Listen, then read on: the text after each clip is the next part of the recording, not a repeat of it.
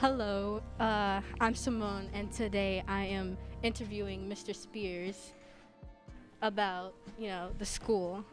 So, let's just get into it. Uh, why did you want to become a teacher? I wanted to become a teacher because I noticed that there were not a lot of male teachers on the elementary level. And I've always wanted to make a difference in my community, but I always struggled with how to make a difference. And so one day I got this idea that I could make the most difference by inserting myself as a teacher. Okay. So, is there anything that you thought you could do to change about, becoming a teacher? Like, how do you think you could change people's perspective about school? Well, I think that if as long as you show that you're interested in things and you show your genuine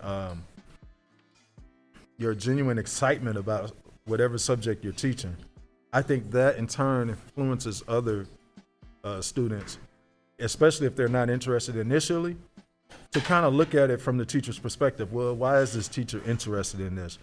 What are some elements that are interesting about this topic that this teacher's teaching? I think when students start thinking like that, they automatically fall into this, well, they kind of get onto the bandwagon of the teacher. And so if the teacher's enthusiastic about what he or she is teaching, the kids are going to follow. Do you think that children are actually following? Yes, I do. There was an incident in one of my classes where I had talked about my grandfather being the last teacher of Emmett Till, and they had already heard about Emmett Till. And so when I left, they were like researching for the whole day about that and pulling up articles on their computer. And Miss Rosheim, she was the one that told me about that. She was like, I just couldn't believe how much research they're doing. So, yeah, I mean, to me, the greatest thing that I've experienced at this school is when you plant a seed and then you watch it grow inside of a student. Do you generally think that students in the school are you know, all well connected with each other? Definitely, definitely. And it's funny because you would expect the opposite, being, that this is a school with about, many different groups, from different parts of the world.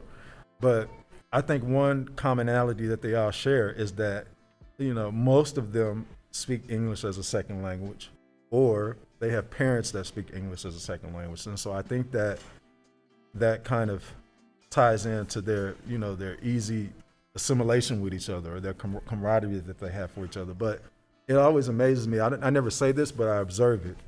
And you have kids that are from, Honduras, and kids that are from Congo, but they're united because they play the same sport, which is soccer. And so they communicate with each other. It's funny watching them communicate with each other because they use English, which both parties are not very fluent in. So, but the need to communicate is so strong, and the need for their commonality, it's just amazing to watch. Do you think there could be more activities to bring the students together? Yes, culture night, definitely.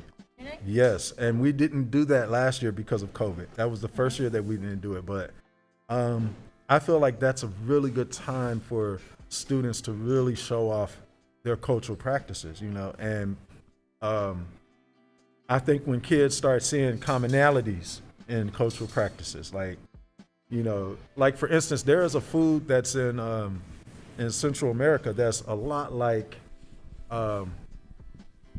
what's that food called? It's a food that comes from Africa. I can't remember the name of it, but of course it came during slavery. But it's interesting to see when those kids from different parts of the world, when they see that they have this same cultural practice, those instances, those moments are, I think, what bring us together and what brings students together. How do you try to help the students that have, culture insecurities?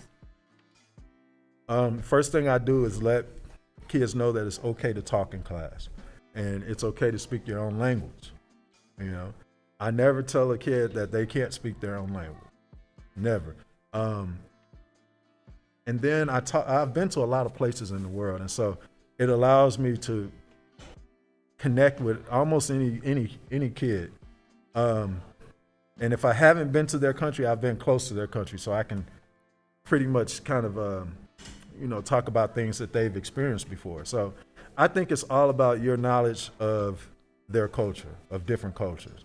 If you have a lot of knowledge of different cultures and you're a teacher, then you're able to pull from what you know already in order to connect with that kid. Thank you. That's all the questions I have. Oh, well, thank you so much. These questions were very, very good.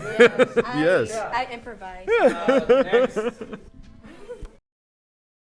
Hi everyone, I'm with Mr. Spears today. Mr. Spears, I wanted to ask you some questions about the school. Mm-hmm. My first question for you is, what does love mean to you? Love means acceptance. Accepting everybody, no matter where they're from, no matter what their skin color is, no matter what they look like or their beliefs. Okay. The second one is, what is the most important thing to you in school?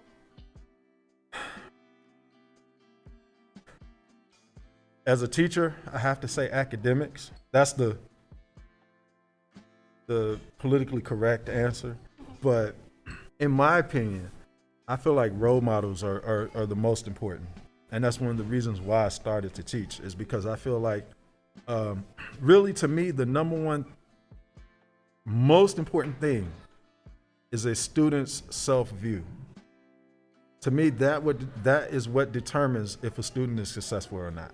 So if a student has a positive self-view about themselves, then they're naturally going to do the best that they can because they respect themselves. And so that's why I started teaching, because I want to impart that self-view into students. And I feel like that's something that educators don't ever talk about.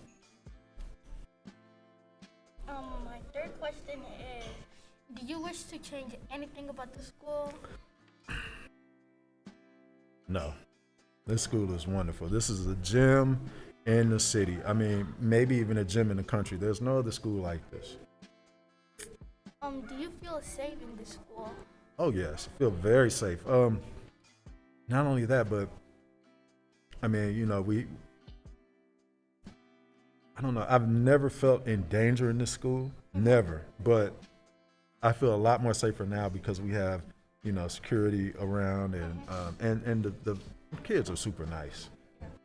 My last question for you is, how do you get along with people that are not like you, that don't have the same culture as you or not the same race as you? Mm-hmm. So I try to find commonalities. I mean, normally I'm not a very outgoing person. I'm more of an introvert. But, for me, making connections with people is not easy. And so I tend to make connections with people who are real people who don't hide themselves, people who are forthright, people who are just let everything out, because that's the way I am. And so I hope that answered your question. Yeah, do you want to add anything else? I just want to say I love KCIA. I'm proud to be a teacher here and proud to know you as students. I really am proud of everybody.